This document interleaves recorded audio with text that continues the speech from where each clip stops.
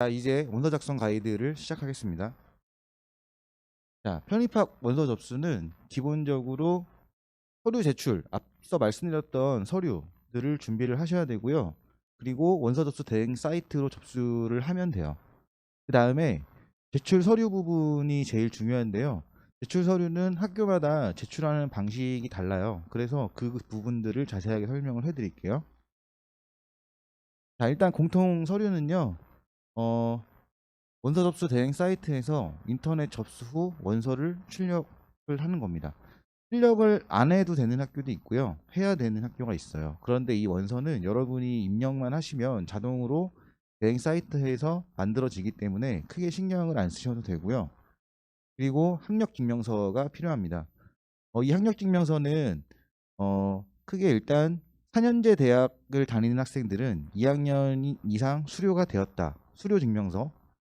그리고 만약에 2학년을 다니고 있는 학생은 내년에 수료가 될 거기 때문에 수료 예정 증명서가 있어야 되고요.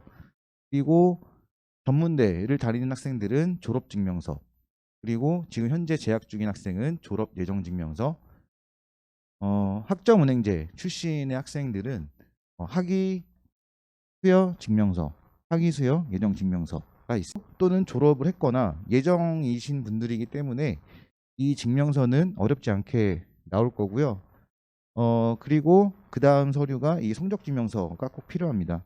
이 성적증명서는 마찬가지로 졸업이나 수료가 된 학생들은 성적이 확실히 나올 거고요. 예정인 학생들은 예정증명서가 나올 거예요. 그런데 이게 예정증명서가 좀 불확실한 게, 일단 예정증명서를 내고 만약에 합격을 하면 며칠까지 최종 성적증명서를 내라고 하는 학교가 있어요. 그때 내가 다니는 학교에서 그 최종 성적표가 나오면 그거를 변경해서 내시면 되고요. 그때까지도 예정으로 나온다 하면 그 성적으로 그냥 확정이 되는 거예요. 그 부분을 잘 알고 계셔야 되고요. 반드시 백분위 환산 점수가 기재되어야 됩니다. 대부분의 학교에서 백분위 환산 점수가 기재가 되어 있는데 그렇지 않은 학교도 있어요. 그렇지 않은 학교는 어쩔 수 없이 네이버에 학점 계산기를 검색을 하시면 그 부분에서 내 성적을 입력을 하면 백분위 점수를 얻을 수가 있습니다. 그래서 이 예정 수료 증명서에는 이 부분에 2학년 수료, 2학년이라고 확실히 나와야 돼요. 만약에 1학년으로 나온다고 하면 그 부분에 다시 확인을 해봐야 되고요.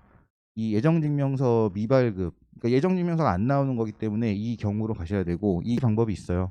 근데 이 두 가지 방법 다 모집 요강 뒤쪽 학교의 직인을 받아서 오면 뭐 허용이 되니까 이런 부분들을 잘 읽어보셔서 진행을 하셔야 됩니다. 첫 번째는 발급 기관장 직인 날인 또는 뭐 담당자 직인 날인. 이거는 뭐 그 유형에 따라서 그냥 가서 직인을 찍어달라고 하면 되는 거니까 어렵지 않게 하실 수. 자, 그리고 성적증명서는 앞서 말씀드린 것처럼 이 부분에 백분위 점수가 있어야 되고요. 그렇지 않은 경우에는 계산을 해서 입력을 하면 된다. 당황하지 마시고요. 그리고 간혹 출신 대학이 2개 이상인 경우가 있어요. 이거는 지원하는 학교에서 어떻게 하라라고 얘기를 하기 때문에 뭐 직전 학교 것만 필요하다는 학교도 있고요. 아니면 그 전에 것도 같이 내라. 2개를 내라. 예. 그래서 당황하지 말고 이렇게 써 있는 대로만 진행을 하시면 돼요.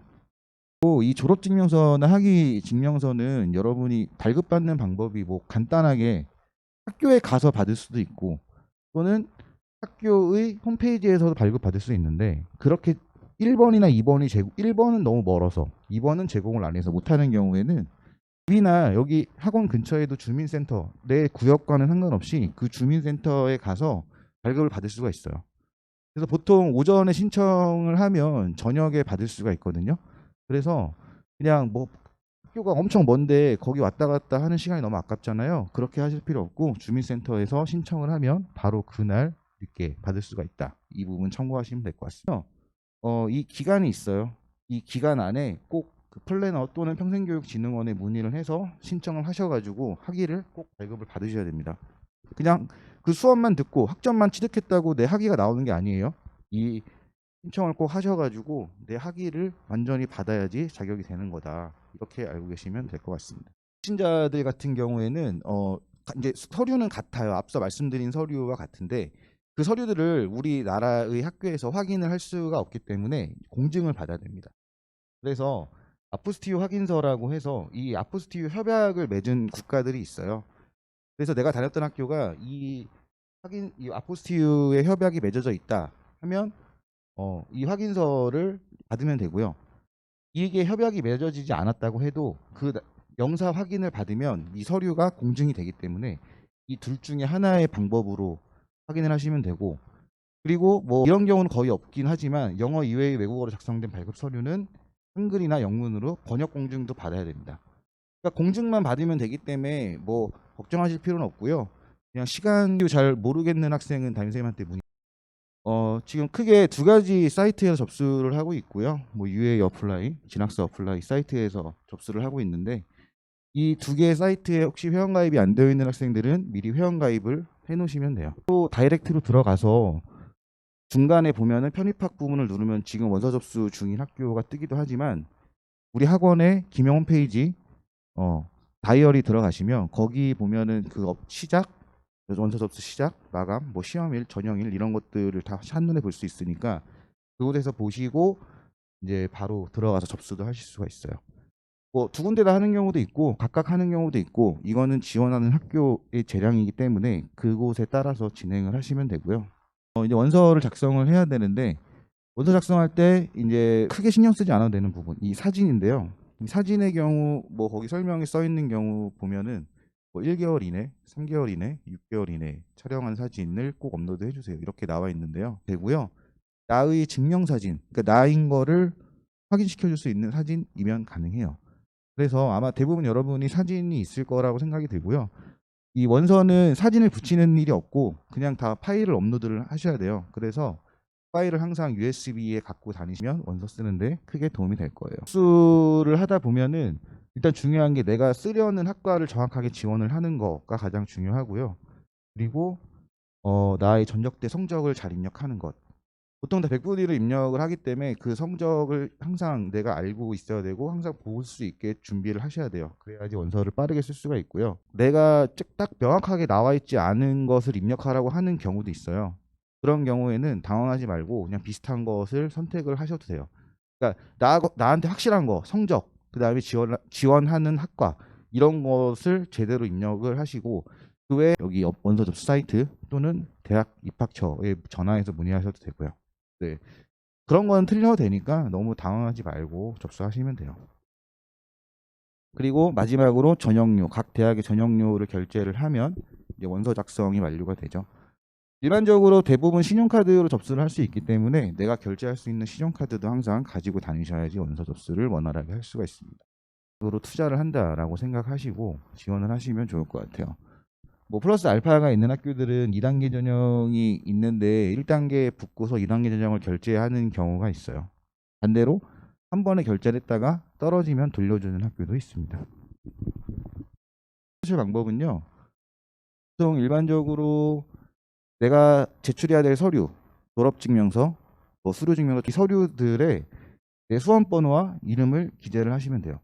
학원의 수험번호가 아니라 그 원서 접수를 하면 나의 수험번호가 생겨요. 그 수험번호와 이름. 근데 이거는 학교마다 조금씩 다를 수 있어서 유의사항 보시면 어디에 뭘 어떻게 해라라고 나와 있으니 그 부분을 꼭 참고해서 접수를 하시면 되고요. 그다음에 원서를 다 쓰면 봉투용 종이가 출력이 돼요. 그 종이는 뭐냐면 그 학교의 입학처 주소가 찍혀 있는, 그래서 그거를 출력을 해서 우체국 가면은 서류 봉투를 팔거든요. 그 봉투 겉면에 붙여서 보내시면 돼요. 근데 이 방법은 우편의 경우를 말씀드린 거고, 뭐 학교에서 직접 제출하는 경우도 있고 시험 보러 가서 제출하는 경우도 있기 때문에 잘 확인해서 그 방법을 따르시면 됩니다. 제출 유의사항을 보시면요. 제가 방금 말씀드렸던 게 원서 접수 기간 내에 전체 응시자에게 제출 요구, 시험 당일에 전체 응시자에게 제출 요구, 1단계 발표자 합격 후 1단계 합격자만 제출 요구. 이 조건을 꼭 확인해 보시고 꼭 제출을 하셔야 되고요. 그리고 이 서류의 기준, 보통 3개월 이내라고 하는데 제가 사진은 옛날 것도 상관이 없다라고 말씀드렸지만 이 발급받는 서류, 뭐 증명서 같은 경우에는 일반적으로 3개월 이내 것을 사용하셔야 돼요. 지금쯤 이제 출력을 하시면 아마 모든 학교를 내는데 지장이 없을 거고요. 대부분 학교가 필요하기 때문에 내가 원서 쓰는 개수만큼 필요하긴 하지만 합격자 발표 후 합격자만 제출 이런 경우가 있기 때문에 조금 덜 출력을 해도 된다. 그리고 절대 복사본을 사용하면 안 됩니다. 가격이 좀 비싸긴 하지만 1, 2천 원 정도 하죠. 비싸긴 하지만 모든 학교에는 각각의 원본을 제출을 하셔야 된다. 이 부분을 꼭 기억하셔야 돼요. 그리고 마지막으로 우편 접수 같은 경우에는 도착 기준이 대학마다 달라요. 접수 마감일 도착분의 하남, 마감일 우체국 소인 유효. 이거는 다른 건데요. 접수 마감일의 도착분의 하남은 오늘이 마감일자면 오늘까지 학교에 도착을 해야 된다는 소리고요. 마감일 우체국 소인 유효는 소인 오늘까지 도장이 찍히면 내일 들어가든 모레 들어가든 그건 우체국 사정에 따라 들어가는 날짜는 정해져 있지 않잖아요. 그 차이입니다. 그래서 이 부분 헷갈려서 서류를 늦게 제출하는 경우가 있는데 이 부분 잘 확인해서 제출을 하셔야 돼요. 원서 접수 완료하고 보니 서류랑 틀리게 입력했어요. 입학처에서 보통 원본 대조를 하니까 큰 불이익은 없는데 너무 찝찝하죠? 꼭 잘 입력하셔야 돼요. 그리고 접수 기간 내에 그 부분을 수정을 할 수 있기 때문에 전화를 해서 그 사이트에요. 이 부분 잘 확인해서 혹시나 잘못하셨으면 꼭 수정을 하셔야 됩니다. 수료 졸업 예정인데 지원해도 되나요? 앞부분에서 계속 이야기했던 당연히 지원할 수 있고요. 그다음에 서류 절대 복사해서 제출하면 안 됩니다. 네, 그리고 제출 기한 놓쳤는데 직접 제출해도 되나요? 학교마다 다른데요. 이런 상황이 생기면 안 돼요. 다른 학교들 막 시험 보러 가야 되는데 저기 서류 안 내가지고 저기 서류 받아줄까 안 받아줄까 서류 내려가야 되나 학교까지 또 가야 되나 이런 고민하다가 다음 시험 다 잘 못 볼 수가 있습니다. 절대 이런 상황 생기게 하시면 안 돼요.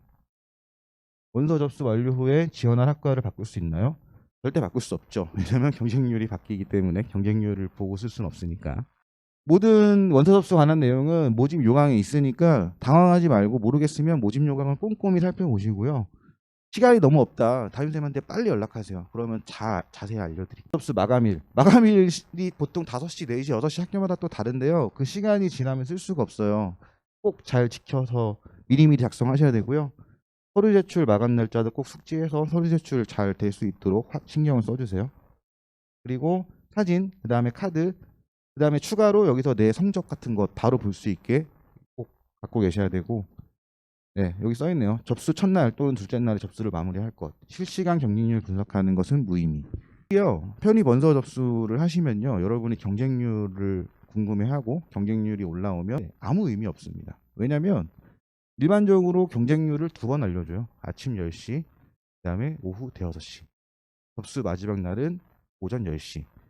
그렇기 때문에 그 중간중간 사이에 어떠한 일이 발생을 할지를 아무도 몰라요. 그렇기 때문에 경쟁률을 보고 쓰는 것은 정말 무의미하고요.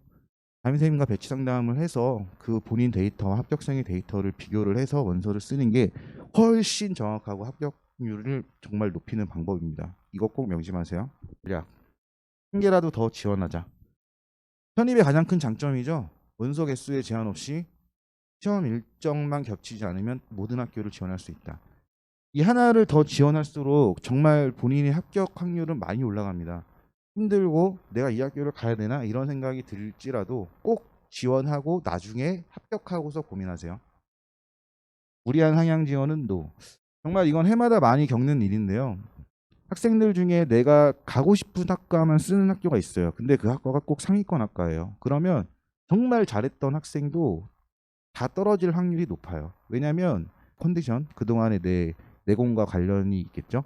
그렇기 때문에 절대 무리한 상향 지원을 하시면 안 되고 보통 쓸 때 꼭 비슷하게 갈 수 있는 곳, 하향 이렇게 딱딱딱 나눠서 쓰시는 게 제일 안전하게 원서를 쓰실 수 있는 방법입니다. 전형일 겹치는 날이 기회.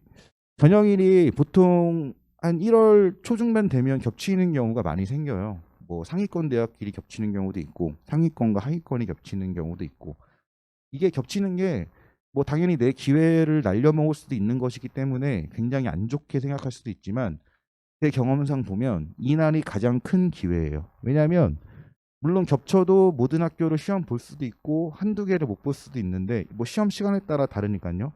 일단 기본적으로 여러분 학원에서 시험 보시면 알겠지만 시험 한 번 보면 굉장히 힘들어요. 근데 하루에 2개, 3개 시험을 절대 집중해서 내 실력만큼 볼 수도 없고요. 그렇기 때문에 선택과 집중을 해야 되는데 이 부분을 잘 하시면 오히려 이 겹치는 게 나한테 큰 기회가 될 가능성이 높습니다. 그래서 이 부분은 꼭 체크를 하셔서 원서 쓸 때 담임선생님과 상담해서 잘 쓰시는 게 정말 중요해요. 있는데요. 맨 앞에 설명드렸던 학과 소개나 이런 것들을 뭐 이과를 그냥 가겠다가 아니라 과에 대해서 조금 더 확인해 보고 내 평생 진로를 결정하는 일이잖아요. 그런 것도 좀 확인을 해 보시고 원서를 지원하시면 좋겠고요. 하지만 원서 써본 경우 많지 않잖아요. 하지만 우리 담임 선생님들은 정말 많은 경험들을 가지고 있어요. 그래서 배치 상담을 꼭 진행을 해서 나한테 꼭 갈 수 있는 학교들을 선택을 해서 지원을 하시면 정말 좋은 결과가 있을 겁니다. 저희가 합격을 하면 합격 선물을 준비를 하고 기다리고 있어요. 꼭 오셔서 합격 선물 받아 가시고요. 와서 이상 마치겠습니다. 감사합니다.